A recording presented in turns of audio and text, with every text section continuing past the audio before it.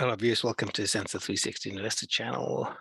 We use best practices from the companies we invest in around the globe and apply those to the investing process.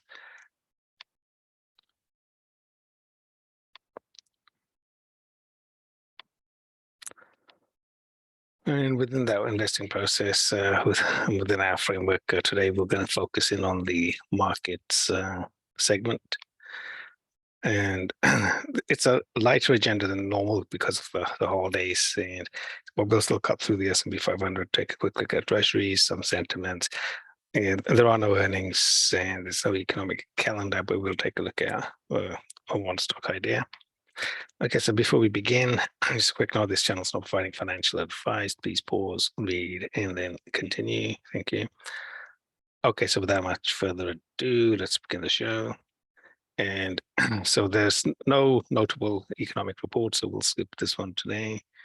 And then onto the S&P 500. So if we take a look at the action of the last 25 days and 5 days, we can see that on the buy side over the past 25 days, there were two notable buying days and zero sell days. But then so zero buy days within the past 5 weeks. And on the sell side, within a 25-day period, look back, there were 6 days of notable selling, and one of those occurred in the past 5 days. The index is below its 50-day moving average. And then overall, in the past 25 days, there were 3 up days on heavier volume, 6 down days on heavier volume, which translates to a mildly negative tilt. And we can see that the market did come down overall over the past 25 days.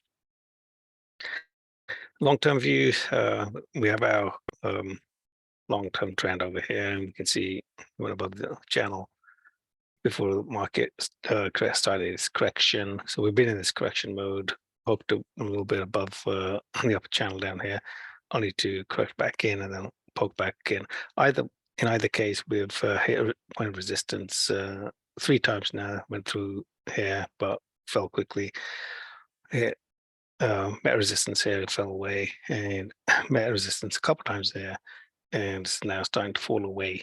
We're still watching our long-term markers at the 3,200, around the 3,000, and around the 3,600 area to see how the market reacts at those points. If we take a closer look at the daily picture, slightly broader view in terms of granularity, and we can see how we've had this low rally, which has been pretty reasonable.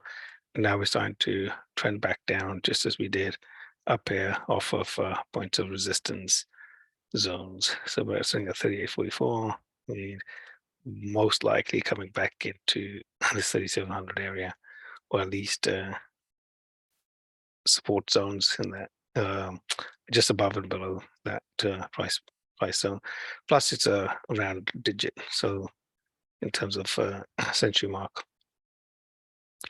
And then if we zoom in onto the hour chart, we can see how we had this kind of topping formation, generally a couple of spikes above, which were on news. That was the Fed Chair Powell conversation, then one retest of the highs there before we started to fall away.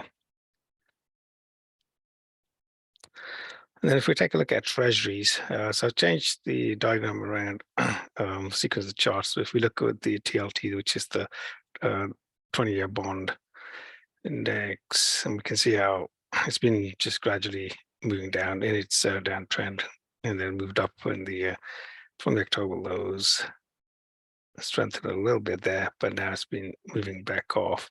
It's kind of almost in unison here with the market. And then if we look at the 10-year, we can see the 10-year peaked back in late October. Since then, it's been moving back down and hit the support zones in this area of this prior peak over here, and now it's starting to move back up.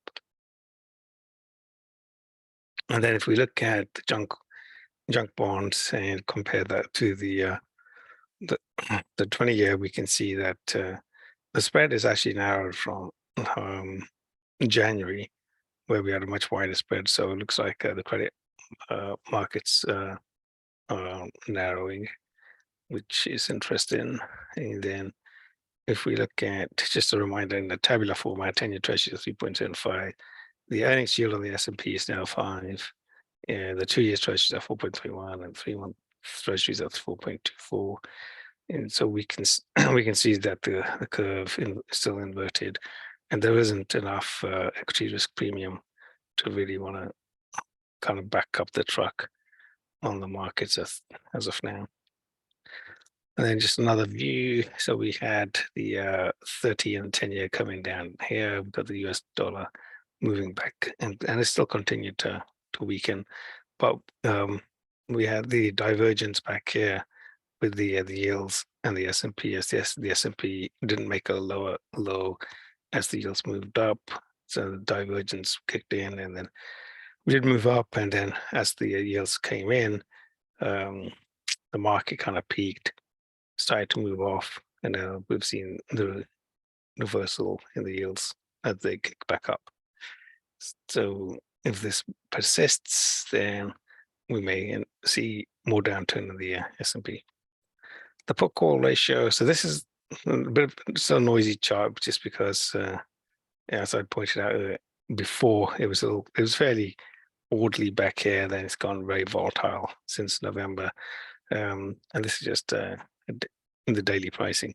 So it might be useful to stick the 5-day average on this, which I'll do for next time around, and then we can get some smoothing of data points. But we can see here a few days ago it hit well above 2, and then it's moved off. That's probably where we're hitting resistance in the index.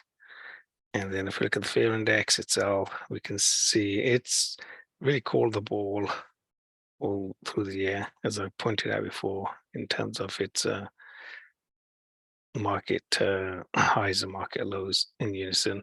So until we see a real flush, which should require the VIX to get up above the 45, 50-ish area, and then we can see what happens. Another sentiment indicator is the AAII. I've pointed this out before, and we just continue to see that the bear sentiment continues to outweigh its historical averages. So the outlook for the next 6 months is very bearish on the AAII membership. And then over here, so as you can see, we've now really moved into this greedy zone down here. So since this is a contra indicator, this is now kind of telling it to have your stops in place and make sure that you're managing your positions much tighter. Okay, moving on. So no notable earnings this week. And then onto our one stock idea. So just to track the 4-week price move, no strategies involved, just indications of stocks to look at. So over the 4-week period, McKesson resulted in a loss of 2.38% as the 4-week mark. And as I've said before, track these out to the 13 weeks. So that's a bit more meaningful move, but just for efficiency, I'm only going to track out to 4 weeks on a rolling cycle. This week's idea is Honeywell. It's in the industrials, and you can see it's actually kind of hit a nice move up and formed this little pullback, which you could take a look at on different time frames and pick out a pivot. So let's track Honeywell, see how that one does. Okay, so that's the market updates for which happens to be the Christmas week, and slightly abbreviated in some of the graphs and content that we'll look at, but mostly there. If you are already a subscriber, thank you for being one. And if you have not subscribed yet, it would be great if you do. If you like this video, give it the thumbs up and share with your family and friends if you're inclined to leave a comment. That's it for this video. So thanks for watching. Thanks for listening. I will see you on the next one. Goodbye.